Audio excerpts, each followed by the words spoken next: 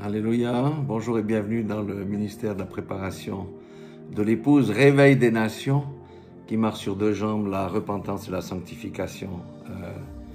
Que la grâce de Dieu notre Père et de notre Seigneur Jésus-Christ nous enveloppe aujourd'hui, soit véritablement avec nous.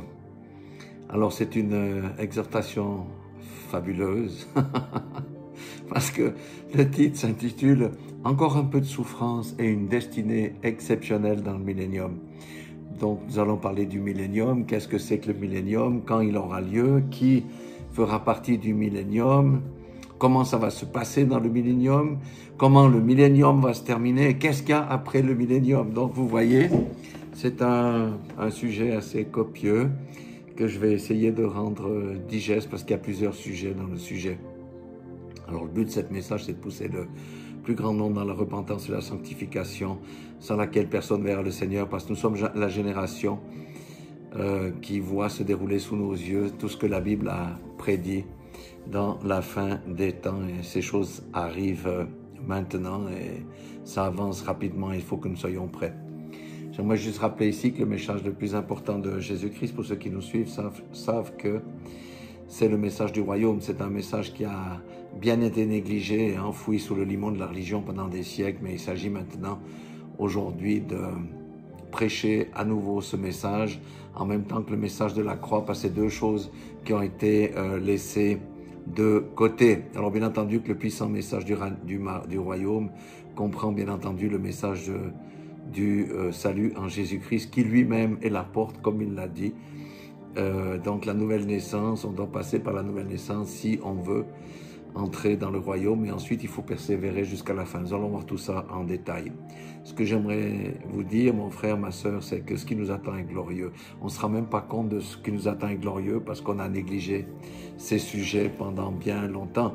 Qui d'entre vous a entendu parler du millénium ces derniers temps, du message du royaume? Bien, on s'imagine que pas tout le monde en tous les cas. Et ce qui nous attend, je peux vous dire qu'une chose, ça dépasse tous les superlatifs, c'est absolument glorieux. Et j'aimerais commencer par une parole importante dans 1 Corinthiens 15, 49. Et c'est Paul qui parle de ça. Il dit « Et de même que nous avons porté l'image du terrestre, nous porterons aussi l'image du céleste. » Je m'arrête déjà là.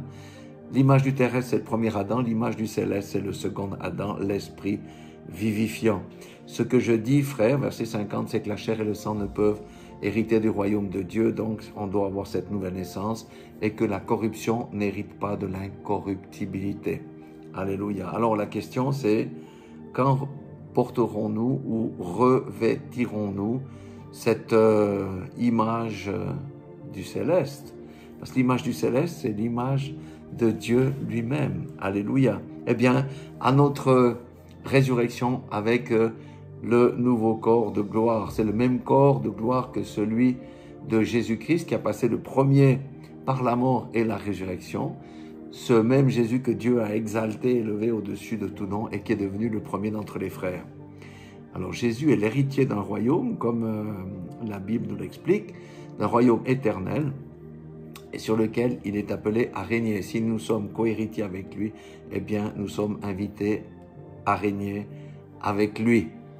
D'autant plus que si nous sommes les frères de Jésus et que lui est le roi d'un royaume éternel, eh bien, nous ferons partie de sa cour royale. Alléluia. Voici ce grand message aujourd'hui qui est une vérité qui a été perdue parce que la chrétienté moderne se contente de prêcher l'évangile du salut pour aller au ciel. Mais cet évangile-là n'est qu'une partie de l'évangile et nous allons voir que ce message-là est inclus dans le royaume et que l'image générale de Dieu qui veut nous faire comprendre aujourd'hui est beaucoup plus large que ça. Et ce message de la croix et du royaume, on le mérite d'être centré sur Christ et non sur l'Église, doit être à nouveau prêché dans le monde entier. Alors avant de pénétrer dans le merveilleux plan que Dieu a pour nous, eh bien nous devons comprendre que nous avons besoin de ce nouveau corps incorruptible, immortel, spirituel pour faire partie du royaume auquel nous sommes appelés, je le répète, à régner avec Christ dans l'éternité, pour l'éternité, dans la présence de Dieu, notre Père, l'éternel Dieu Tout-Puissant. Alors, je poursuis avec 1 Corinthiens 15, 51. C'est Paul qui dit, « Voici, je vous dis un mystère, que nous ne mourrons pas tous, mais nous serons tous changés en un instant d'un clin d'œil. » Là, on parle de l'enlèvement. À la dernière trompette, c'est à la dernière trompette que l'enlèvement aura lieu. Je vous invite à aller regarder dans la Bible, dans l'Apocalypse, quand sonnera la dernière trompette et surtout ce qu'il y a avant pour savoir quand elle aura lieu. Donc la trompette, cette fameuse trompette sonnera et les morts ressusciteront incorruptibles, y compris les saints de l'Ancien Testament. Et nous serons changés avec un nouveau corps spirituel et immortel, bien entendu. Maintenant, il y a quelques autres versets que j'aimerais vous présenter. Apocalypse 25. Ça, c'est juste pour fixer le contexte. Les autres morts ne revinrent point à la vie jusqu'à ce que les 1000 ans fussent accomplis. C'est la première résurrection. Donc, il y a des personnes qui vont ressusciter lors de la première résurrection et qui vont régner avec Christ pendant 1000 ans. Et il y a d'autres qui vont rester dans la tombe pendant la durée de 1000 ans. Donc, si je prends le verset 6 de Apocalypse 20, il donne encore une précision importante. « Heureux et saints sont ceux qui ont part à la première résurrection. » J'espère en être et que vous soyez aussi. Pourquoi? Parce que la seconde mort, il est dit, n'a point de pouvoir sur eux. Mais ils seront des sacrificateurs du Très-Haut et de Christ et ils régneront avec lui pendant 1000 ans. Voilà ce à quoi nous sommes destinés, bien plus que simplement vivre sur cette terre pour être sauvé et aller jouer de la guitare ou de la harpe sur un nuage dans le ciel. Donc, la première résurrection, eh bien, c'est tous ceux qui sont morts en Christ, Ancien et Nouveau Testament, je dirais, Ancien Testament, eh bien, c'est tous ceux qui auront eu la foi en Dieu, bien sûr, qui seront ressuscités. Il y aura les Abraham, il y aura les patriarches, Jacob, il y aura Isaac, Jacob, les patriarches, il y aura David, etc., etc. Et ils régneront avec nous pendant 1000 ans. Donc, si nos yeux sont ouverts et si nos oreilles sont bien débouchées, nous comprenons qu'après notre mort, nous n'allons pas aller au paradis. Nous attendons simplement la résurrection pour aller dans le millénium. C'est ça, Jésus a patienté 3 jours dans la tombe avant de ressusciter. Nous patienterons le temps qu'il faut. N'oublions pas que dans l'éternité, le temps n'est pas linéaire comme c'est sur cette terre. Et le Seigneur avait dit, un jour est comme 1000 ans, 1000 ans comme un jour. Donc, et nous devons comprendre aussi que la seconde mort réservée à tous les rebelles qui auront refusé le sacrifice de Christ et refusé celui qu'il a envoyé justement pour sacrifier sa vie, c'est-à-dire Dieu lui-même, notre Père, l'Éternel, Dieu Tout-Puissant. Et la part de ces rebelles, là, sera dans les temps de feu avec Satan et ses anges. Parmi les rebelles, il y aura aussi ceux qui auront cru pour un temps, mais qui, sous la pression, auront abandonné la foi. C'est pour ça que la Bible dit que nous devons persévérer jusqu'à la fin. Alléluia. Ces deux destinées, la vie éternelle, dont le royaume de Dieu sera quand même la pierre marquante, et la perdition dans le lac de feu est bien exprimée dans Jean 3,16, un des versets centrales de la foi. Car Dieu a tant aimé le monde qu'il a donné son Fils unique, afin que quiconque croit en lui ne périsse point dans le lac de feu, dans les temps de feu, ne périsse point, il faut bien comprendre qu'est-ce que ça veut dire ce mot, mais qu'il ait la vie éternelle ou dans le royaume. Et ceux qui seront dans le royaume, ce sont ceux qui auront donc eu part à la première résurrection et ou à l'enlèvement, s'ils sont encore vivants sur cette terre lorsque le Seigneur revient. Alors maintenant, nous pouvons revenir au plan de Dieu et regarder l'avenir glorieux qui nous attend. Cet avenir glorieux, c'est quelque chose qui doit augmenter notre espérance, nous remplir de courage pour faire face aux événements à venir, pour rester dans le chemin étroit, pour obéir au Seigneur jusqu'à la fin. Alors Dieu a un plan. Il avait un plan de toute éternité. Vous savez que nous existions déjà en Jésus-Christ dans son projet avant que le monde ne fût. Tout était déjà inscrit dans le plan de Dieu. Donc, dans le plan de Dieu, il avait déjà mis Adam et Ève dans le jardin d'Éden avec le test de l'arbre, de la connaissance du bien et du mal. L'homme a échoué, il y a eu la chute. Donc, le Seigneur a quand même un plan de rédemption après la chute. En 3 points, je ferai court ici, parce qu'autrement on en aurait pour 3 jours. Première des choses que Dieu vit, c'est la réconciliation avec l'homme, par Jésus-Christ, qui par son sacrifice a exercé son ministère de la réconciliation, et par le salut qu'il offre, bien entendu, à tous ceux qui croient en lui et en celui qu'il a envoyé. Donc, la réconciliation de l'homme, on peut dire que le Dieu Tout-Puissant a déjà pourvu avec ça, parce qu'il y a un moyen d'être réconcilié avec lui en passant par Jésus-Christ. C'est la nouvelle naissance. Et rappelez-vous que c'est la porte d'entrée dans le royaume. Donc, la deuxième point, c'est l'établissement du royaume. Ici, on va dire, on a 3 phases. Une est déjà réalisée. C'est les bases du royaume ont déjà été posées par Jésus-Christ lorsqu'il était sur cette terre, avec ses principes moraux, l'amour étant la valeur la plus haute, on va dire, dans le royaume, et puis la foi aussi qui est nécessaire, qui est la monnaie du royaume. Les paraboles que Jésus a dites et qu'il a enseignées à ses disciples, eh bien, constituent les vérités profondes, les réalités profondes du royaume, eh bien, font partie de cette base, de cette fondation. Maintenant, la première étape, on va dire, concrète de l'établissement du royaume, c'est le millénium. C'est clair, nous allons discuter en détail de ça. Et la deuxième étape, eh bien, c'est le royaume sous le nouveau ciel et sur la nouvelle terre. Là, ça sera l'établissement final du royaume éternel. Le troisième point que Dieu voulait dans son plan, eh bien, c'est d'habiter concrètement au milieu des hommes. Et ça sera la Jérusalem céleste qui descendra sur la nouvelle terre. Donc, on va voir ça dans le détail, en commençant par le millénium. Alors, en préambule, on doit dire, pour bien comprendre la chose et assimiler, que si le message le plus important de Jésus-Christ, c'était le royaume, l'apothéose de l'évangile du royaume, c'est le millénium.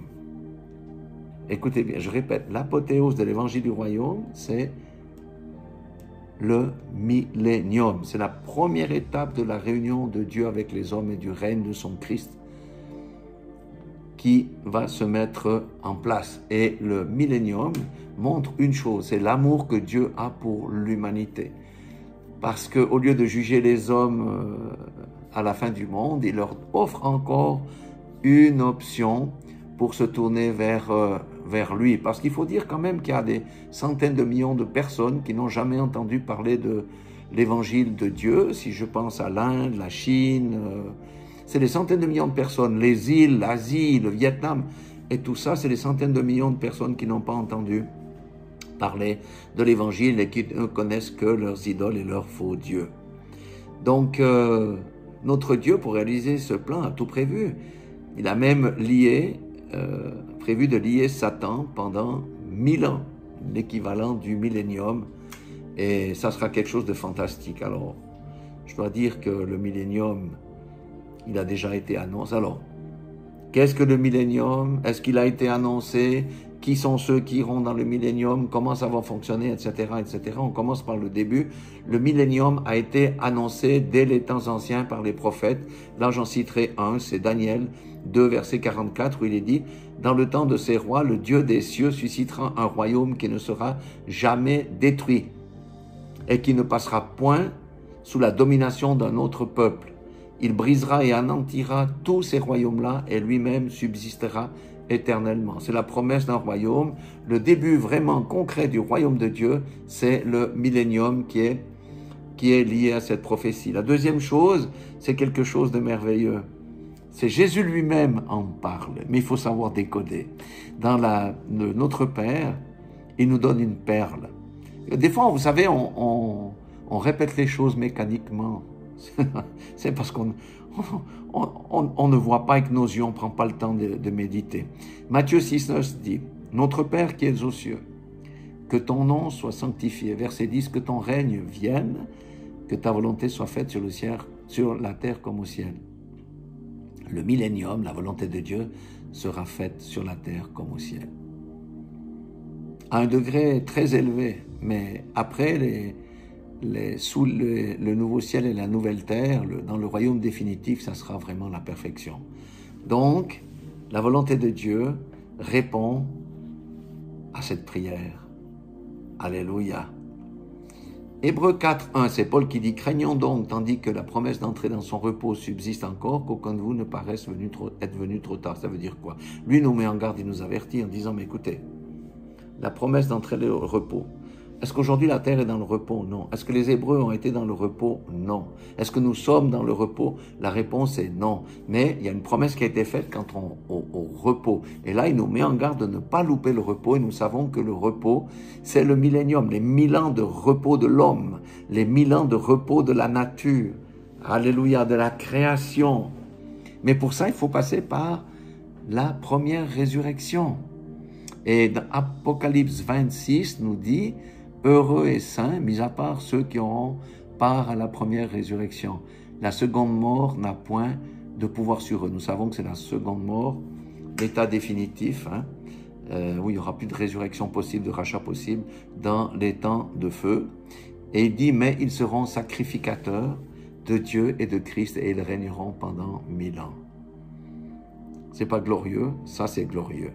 Donc le millénium est en fait l'exaucement de la prophétie de Daniel, de la prière du Notre Père, d'une partie de la prière du Notre Père, de l'avertissement de Paul dans Hébreux 4, 1, et finalement de la promesse de régner avec Christ durant 1000 ans. Alléluia. Alors, ça sera le repos total, ça sera juste merveilleux. Ça ne veut pas dire qu'on ne fera rien, on va voir ça, mais ça sera juste merveilleux. Alors, quand commence le millénium? Eh bien, l'Apocalypse chapitre 19, versets 19 et 20 nous donne une idée, c'est à la grande fin de la tribulation. À la fin de la grande tribulation, lorsque, vous savez qu'il y aura la guerre d'Armageddon et tout ça, la bête qui fut prise avec le faux prophète qui avait fait des grands prodiges devant elle pour séduire les gens, et eux seront pris et jetés vivants dans les temps de feu et de soufre. Donc c'est à la fin de la grande tribulation. Alors, pour comprendre ça, il faut aller visiter l'Apocalypse. Aujourd'hui, j'ai pas le temps de faire ça. Et Apocalypse 20, verset 1 dit que Satan fut lié et jeté dans l'abîme pour 1000 ans. Donc le millénium démarre après la grande tribulation et après que Satan eut été lié pendant 1000 ans. Alors qu'est-ce que le millénium? Le millénium, c'est le couronnement de Jésus en tant que roi de la terre entière à Jérusalem. Et voici deux choses très belles. Première, c'est l'annonciation, Luc 1, 31. L'ange Gabriel annonce à Marie, « Et voici, tu deviendras enceinte et tu enfanteras un fils, et tu lui donneras le nom de Jésus. Il sera grand et appelé fils du Très-Haut, et le Seigneur Dieu, donc notre Père, le Dieu Tout-Puissant, l'Éternel, lui donnera le trône de David, son père, selon la lignée royale. Il régnera sur la maison de Jacob éternellement, et son règne n'aura point de fin. » Ou à Jérusalem. Mais là, il n'est pas encore parlé des nations. Or, Dieu avait fait la promesse à Abraham qu'il serait le père d'un grand nombre de nations. Et c'est ainsi que pour comprendre l'accomplissement de cette promesse, c'est Psaume 2, versets 1 à 8, dans un premier temps, où il dit, et regardez bien ce qui va être lu ici, parce que ça reflète les temps dans lesquels nous vivons. Pourquoi ce tumulte parmi les nations, ces vaines pensées parmi les peuples? Pourquoi les rois de la terre se soulèvent-ils et les princes se liguent-ils avec eux contre l'Éternel et contre son nom? Aujourd'hui, on se ligue contre Dieu. L'homme est d'accord d'avoir un Dieu, mais un Dieu façonné par lui-même qui ne soit pas contraignant. Le nom de Jésus est détesté. C'est là que nous sommes aujourd'hui. C'est pour ça qu'il y a de l'agitation parmi les peuples et dans le monde. Et vous savez que c'est comme les douleurs. Quand il y a de l'agitation, c'est comme le douleur. Il va falloir accoucher quelque chose. Verset 3, brisons leurs liens, délivrons-nous de leurs chaînes, c'est ce qu'ils disent. Mais celui qui siège dans les cieux rit, le Seigneur se moque d'eux. Puis il leur parle dans sa colère, il les épouvante dans sa fureur. C'est moi qui ai oint mon roi. Donc notre Dieu l'Éternel Tout-Puissant a oint Jésus. C'est moi qui ai oint mon roi sur Sion, ma montagne sainte. J'ai publié le décret, l'Éternel m'a dit, tu es mon fils, je t'ai engendré aujourd'hui.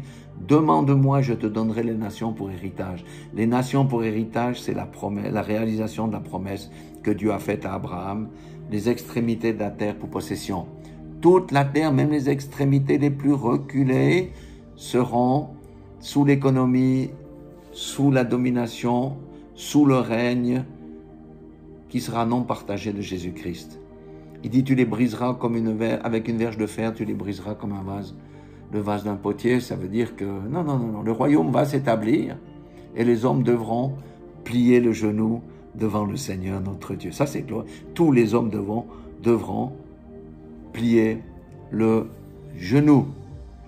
Alors, les nations dans le millénium, il y a des belles choses qui vont se passer. Zacharie 14,16 nous dit, et 17, tous ceux qui resteront de toutes les nations venues contre Jérusalem lors de la bataille d'Armageddon, tous ceux-là vont mourir, monteront chaque année pour se prosterner devant le roi. Toutes les nations vont monter à Jérusalem pour se prosterner devant le roi Jésus-Christ, l'Éternel des armées, et pour célébrer la fête des tabernacles.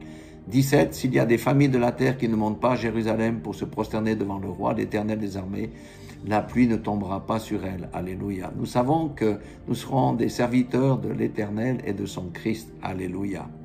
Donc les nations vont venir à Jérusalem. Oui, chaque année. Alléluia. Alors, qui va régner avec Jésus? Il y a plusieurs catégories de personnes qui vont régner avec Jésus. L'épouse de Christ va régner avec Jésus. Tous ceux qui font partie de la première résurrection ou de l'enlèvement vont régner avec Jésus. L'épouse de Christ est forcément dans cette catégorie. Dans la première résurrection, il y aura Abraham, il y aura tous les prophètes, les saints de l'ancienne alliance, etc. Mais il y aura aussi les 144 000, les 12 000 personnes de chaque tribu qui ont été mises à part et réservées et qui sont les prémices pour Dieu et qui suivront l'agneau partout où il ira. Alors, je ne vais pas lire toutes les Écritures, mais je vais quand même reprendre une écriture de 2 Timothée 2,11 qui est important pour nous, qui nous dit, si nous sommes morts avec lui, la nouvelle naissance, c'est la mort à soi-même, mourir avec lui, nous vivrons aussi avec lui. Si nous persévérons, nous régnerons avec lui, et si nous le renions, lui aussi nous reniera. D'où, là, il faut faire attention dans les temps dans lesquels on vit, de ne pas rétrograder et de suivre le mouvement général de l'apostasie. C'est pour ça que la persévérance est importante. Seul celui qui persévérera jusqu'à la fin sera sauvé. Concernant l'épouse, s'il y a un roi, il y a une épouse, et c'est le psaume 45, je dirais juste un demi-verset, psaume 45, verset 9b, la reine est à ta droite, parée d'or d'Ophir. C'est une position glorieuse. La reine va régner avec Christ, elle sera son aide. Alléluia. Pour le reste, il redit dans Apocalypse 5.10, tu as fait d'eux un royaume des sacrificateurs pour notre Dieu, ils régneront sur la terre. Apocalypse 24, j'ai oublié de les nommer, c'est tous les martyrs et tous ceux qui viennent de la grande tribulation. Certains ne mourront pas, mais certains mourront en martyrs. Ceux de la grande tribulation, bien entendu, feront partie aussi de ceux qui régneront avec Christ et qui auront droit au millénium. Alléluia. Et puis pour les 144 000, c'est Apocalypse 14.3, je vous laisserai lire ça. 3 et 4, 5 même. Alors, comment sera le millénium? Donc, on a vu qu'il y a le prérequis, il faut faire partie de la première résurrection, il faut naître de nouveau pour y entrer. On a vu qu'on ne peut pas entrer si on ne passe pas par le Seigneur Jésus-Christ. On a vu quand il aura lieu, à la fin de la grande tribulation, et lorsque Satan sera lié pour 1000 ans. Maintenant, comment sera le millénium? Il y a plusieurs versets de référence. Je dirais les paroles de référence, c'est Ésaïe 65, 19 à 25. Je ne vais pas toutes les lire. Zacharie 8, 20 à 22. Et puis quelques versets ici qui vous donnent déjà un aperçu. Ésaïe 32, 1. Les princes gouverneront avec droiture. Regardez aujourd'hui, des fois il n'y a pas vraiment la justice. Il y a beaucoup d'injustice de la part de nos gouvernements, de ceux qui sont en position d'autorité. Il est dit ici, les princes gouverneront avec droiture. Ça sera la véritable justice selon Dieu. Ésaïe 33, 24, dans le millénium, il n'y aura point de malade. Il n'y a plus de maladie. Si vous allez lire ce verset, c'est clairement exprimé qu'il n'y aura plus de maladie. Et s'il n'y a plus de maladie, il n'y aura pas d'hôpitaux dans le royaume. Et s'il y a la véritable justice, et si les gens suivent les lois du royaume, il n'y aura pas de prison non plus. Alléluia. Ésaïe 65, 20, les hommes vivront longtemps, 700 ans, 800 ans, 500 ans, et ils accompliront tous leurs jours. Parce que aujourd'hui, dans l'économie actuelle, nous avons des gens qui meurent prématurément pour différentes raisons. Ça ne sera plus le cas dans le royaume. Et le méchant, alors celui qui transgresse vraiment, qui pêche volontairement, qui refuse, il sera ôté directement du royaume, il n'arrivera pas à 100 ans. Ésaïe 65, 25, c'est la restauration de la nature, des relations entre les animaux. Ça sera fabuleux. Le loup et l'agneau paîtront ensemble, le bœuf et le lion mangeront de la paille et tout ça. Donc ça sera le repos de la nature, le sabbat de la nature, parce que vous savez que la nature attend la manifestation concrète des enfants de Dieu, et ça sera le cas durant le millénium. Ésaïe 2, 4, les armes seront rendues inoffensives et la paix, il y aura la paix, non la guerre, il n'y aura plus de conflit, il n'y aura plus de souffrance liée à ça, il n'y aura plus toutes ces choses-là, parce que ça sera un royaume de la restauration. Ésaïe 11, 9 nous dit encore, il ne se fera ni tort ni dommage sur la montagne de l'Éternel, et la terre sera remplie de la connaissance de l'Éternel. Zacharie 8, 23 nous dit que 10 hommes chercheront un juif car ils savent que Dieu est avec eux. Donc ça sera le rétablissement pleinement d'Israël, de la nation juive. Et les gens verront que ils sont précieux parce que c'était le peuple choisi de Dieu. Et ils sauront aller vers eux pour chercher Dieu. Zacharie 14, 16 dit aussi que toutes les nations, comme j'ai dit, monteront à Jérusalem pour se prosterner devant l'Éternel. Donc ça sera un royaume merveilleux, il y aura la véritable prospérité. Vous savez, la véritable prospérité, selon Dieu, c'est pas $1 million, $1 million, $1 million de francs suisses sur des comptes en banque. La véritable prospérité, c'est je ne manquerai de rien. Avant l'argent, je ne manquerai jamais de joie, je ne manquerai jamais d'amis, je ne manquerai jamais de nourriture, jamais de vêtements, jamais de logement. Je ne manquerai jamais de rien du tout, ni même d'argent, si l'argent aura encore cours dans ce royaume-là. Alléluia, c'est glorieux. En résumé, la paix régnera sur la terre, la justice sera établie sur la terre, la vraie justice, pas la justice des hommes. Israël sera un témoignage pour les nations, la nature sera affranchie de la malédiction actuelle, la terre sera remplie de la connaissance de Dieu, les gens pourront vivre et accomplir leurs jours, tous leurs jours, sauf les méchants qui seront ôtés. Il n'y aura plus d'hôpitaux car la maladie sera absente, plus de prison, plus d'avortement, ni de confusion concernant les genres, ni de méchanceté. C'est presque un monde parfait, mais les gens, à ce moment-là, devront quand même mourir. Et après, ils passeront par le jugement. Beaucoup d'entre eux, bien entendu, seront sauvés et entreront dans le royaume de Dieu. En résumé, si je prends par des paires de mots, c'est paix et harmonie, amour et unité, ce qu'on ne connaît pas aujourd'hui, justice et équité, ce qu'on ne connaît pas aujourd'hui, guérison et restauration, ce qu'on ne connaît pas aujourd'hui, ou du moins dans des mesures très moindres. Alors, pourquoi nous faut-il on a dit qu'on avait un corps spirituel, immortel, incorruptible. Pourquoi il faut ça pour régner avec Jésus-Christ? D'abord parce que Jésus-Christ a ce même corps-là, et c'est ce corps-là qui reflète l'image de Dieu. Mais aussi parce que ce corps ne peut pas être corrompu par la chair. On ne pourra pas nous acheter pour rendre des jugements défavorables. Non, il n'y a pas de corruption possible, ni dans les pensées, ni dans rien du tout. Deuxièmement, c'est parce que nous aurons une connaissance parfaite de Dieu, des évangiles, des Écritures. Nous aurons accès à toutes les vérités spirituelles qui nous sont peut-être voilées ou à demi montrées aujourd'hui. À tous ces trésors cachés sont à notre disposition. Ensuite, avec ce corps spirituel, immortel et parfait, nous pourrons remplir notre mission à la perfection, contrairement à Adam, qui n'avait qu'un corps de chair et de sang, qui a échoué. Et puis ce corps spirituel nous permettra de nous différencier des hommes de chair et de sang, parce que nous aurons un corps spirituel, nous savons que ce corps spirituel sera lumineux. Et quand les hommes de chair et de sang verront quelqu'un dans ce corps spirituel, ils sauront que c'est une autorité qui a été déléguée par Dieu. Alléluia. Donc pourquoi? Parce que nous serons devenus comme le dernier Adam, des âmes des esprits vivifiants. Alléluia. Tout ce que nous dirons, nous aurons la parole de vie. Amen. Oh, ça sera juste glorieux.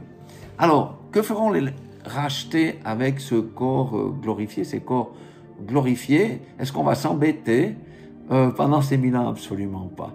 Nous serons... D'abord, première des choses, nous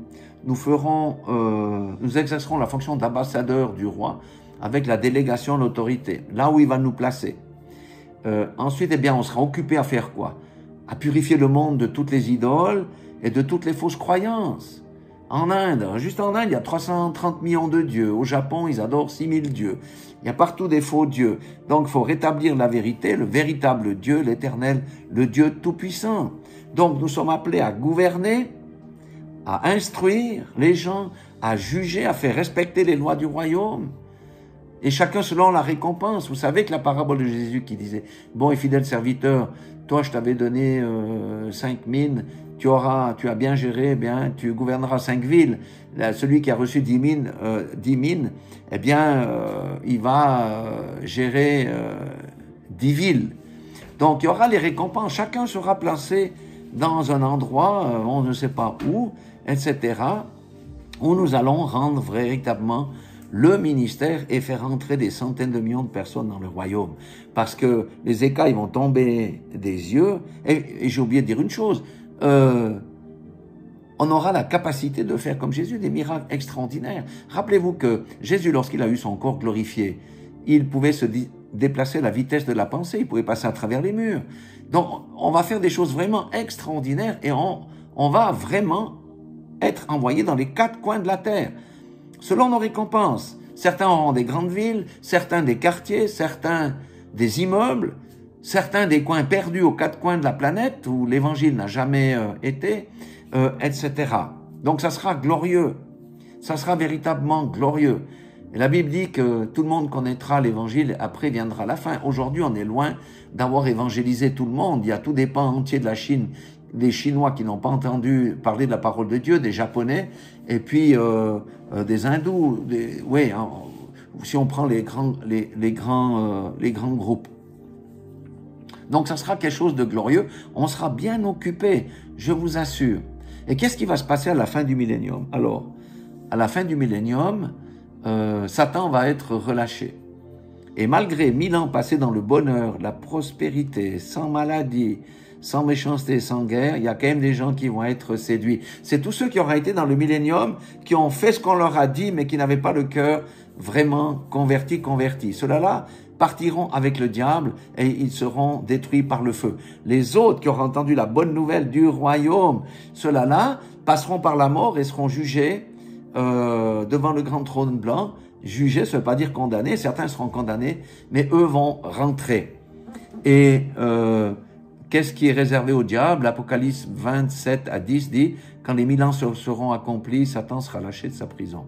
Et il sortira pour séduire les nations qui sont aux 4 coins de la terre, Gog et Magog, afin de les rassembler pour la guerre. Leur nombre est comme le sable de la mer. Il veut dire qu'ils sont très nombreux. Ils montèrent sur la surface de la terre et ils investirent le camp des saints et la ville bien-aimée, mais un feu du ciel descendit et le dévora. Nous savons que c'est le souffle de la bouche de Jésus-Christ. Et le diable qui les séduisait fut jeté dans les temps de feu et de soufre, où sont la bête et le faux prophète, et ils seront tourmentés jour et nuit au siècle des siècles. Amen. Donc on voit déjà que le plan de Dieu, c'est quand même pas juste sauver les gens pour qu'ils aillent au paradis, sauver les gens pour qu'ils entrent dans l'héritage, d'abord pour être réconciliés avec Dieu, qu'ils entrent dans l'héritage que Dieu a préparé pour eux, qu'ils soient co-héritiers avec Christ, qu'ils participent à l'œuvre du Seigneur dans le millénium. Et puis maintenant, on va voir la suite, parce que c'est pas fini. Alors, on va parler des nouveaux cieux, la nouvelle terre et du royaume final. Alors, première des choses qu'on doit dire, qui a déjà été annoncée par Pierre, 2 Pierre 3,7, il dit que, tandis que par la même parole, les cieux et la terre d'à présent sont gardés et réservés pour le feu, pour le jour du jugement et la ruine des impies. Le jugement final, eh bien, il y a 2 choses. La ruine des impies, bien sûr les autres ont la vie éternelle, mais il y a la ruine des impies et il y a la destruction de la terre et du ciel. Donc, après la fin du millénium, maintenant il y a le jugement dernier. Apocalypse 20:11. Puis je vis un grand trône blanc et celui qui était assis dessus, c'est Jésus-Christ en l'occurrence. La terre et le ciel s'enfuirent devant sa face et il ne fit plus trouver de place pour eux. Ce qui avait été prophétisé par 2 Pierre 3,7. Verset 12, et je vis les morts, les grands, les petits qui se tenaient devant le trône. Donc les riches, les pauvres, les handicapés, ceux qui ont eu une vie bonne, mauvaise, tout le monde passera devant le trône blanc. Et des livres furent ouverts, et un autre livre fut ouvert, celui qui est le livre de vie, et les morts furent jugés selon leurs œuvres, d'après ce qui était écrit dans ces livres. Personne ne pourra dire, mais j'étais un bon type, j'ai pas fait le mal. Oui, mais tu n'as pas accepté l'offre de salut, l'expiation de Jésus-Christ, donc ta place n'est pas dans la vie éternelle. Et la mer rendit les morts qui étaient en elle, la mort et le séjour des morts rendirent les morts qui étaient en eux, et chacun fut jugé selon ses œuvres. Personne n'échappera. Personne n'échappera au grand jugement. Nous, ceux qui ont eu part à la première résurrection, ont déjà été jugés, parce qu'on a été jugés dignes d'avoir la vie éternelle. Et verset 14, après cela, la mort et le séjour des morts furent jetés dans les temps de feu. C'est ce qu'on appelle la seconde mort, les temps de feu. Quiconque ne fut pas trouvé écrit dans le livre de vie fut jeté dans les temps de feu. Pourquoi? Parce que ceux qui n'auront pas accepté la justification par le sacrifice de Jésus-Christ ne pourront pas se justifier eux-mêmes devant Dieu. C'est tout simple. Ensuite, le grand jugement a eu lieu. Qu'est-ce qui se passe? Eh bien, la Jérusalem céleste descend sur la nouvelle terre. Parce qu'il y aura une nouvelle terre. Il y aura une nouvelle terre. Regardez Apocalypse 21, versets 1 et 2. Puis je vis un nouveau ciel et une nouvelle terre, car le premier ciel et la première terre avaient disparu et la mer n'était plus. On sait que la Bible dit même que les cieux ont été roulés comme un manteau.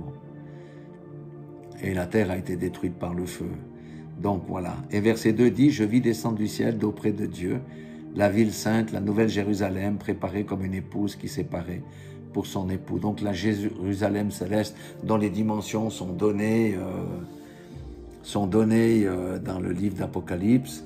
Et tout ça, il n'y aura même ni jour ni nuit, parce qu'elle brillera de mille feux. Verset 3, et j'ai entendu du trône une voix forte qui disait, voici le tabernacle de Dieu avec les hommes. Dieu avec nous, au milieu de nous. Il habitera avec eux, ils seront mon peuple et Dieu lui-même sera avec eux. Nous aurons une communion parfaite avec notre Dieu. Nous serons un en Jésus-Christ. Si nous sommes un avec Jésus et que Jésus est en Dieu, nous sommes un en Dieu, en unité parfaite. Alléluia. Et cette vie-là sera juste incroyable. Apocalypse 20, verset 4 nous dit simplement que la mort ne sera plus, il n'y aura ni cri, ni deuil, ni douleur, car toutes ces choses-là ont disparu. Et toutes choses sont faites nouvelles. Comment ça va être concrètement? Ça va être difficile à dire, on ne sait pas parce que la Bible ne révèle pas ces choses. Mais vous voyez, le plan de Dieu est large, le plan de Dieu est glorieux pour nous qui avons cru et qui avons persévéré jusqu'à la fin. Alléluia, et qui auront part à la première résurrection. C'est glorieux. Nous avons été réconciliés avec Dieu au travers du sacrifice de Jésus-Christ. Son Fils régnera sur le royaume et nous régnerons avec lui sur les sujets du royaume pendant 1000 ans sur cette terre. Ensuite, après le jugement dernier, nous entrerons dans le royaume éternel définitif sous un nouveau ciel et sur une nouvelle terre. Et Dieu sera au milieu de nous. Ça sera, je pense, quelque chose mieux que le jardin d'Éden. C'est un nouveau départ sans échec possible. D'ailleurs, dans l'Apocalypse au chapitre 22, il est dit que au milieu de la ville, il n'y aura qu'un seul, j'ai plus le verset, mais qu'un seul arbre. L'arbre de vie, c'est la vie éternelle. Il n'y a plus l'arbre de la connaissance du bien et du mal. C'est fini, nous avons passé la barrière. Alléluia. En quelque sorte, c'est ce nouveau départ sans échec possible avec Dieu au milieu de nous, mais c'est une vie incroyable, indescriptible. C'est juste glorieux. Donc, vous voyez, on doit revenir au message de la croix, parce que ça a été un peu perdu au fil des siècles, et au message du royaume, parce que c'est porteur d'espérance.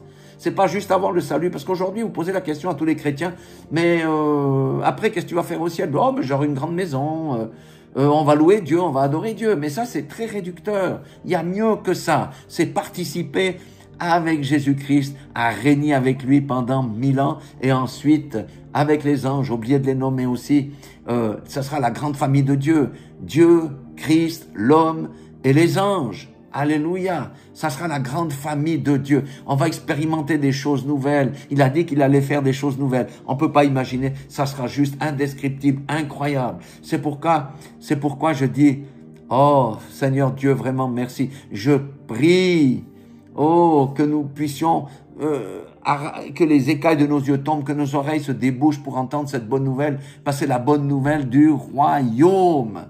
Alléluia. Oh, que la paix du Seigneur, la révélation du Seigneur, notre Dieu et de son Fils Jésus-Christ soit avec nous véritablement. Nous avons besoin de revenir à la base. Alléluia. Nous devons vivre un évangile centré sur Christ et non sur l'Église, la croissance et les choses d'en haut, parce qu'il y a beaucoup trop de matérialisme dans l'Église.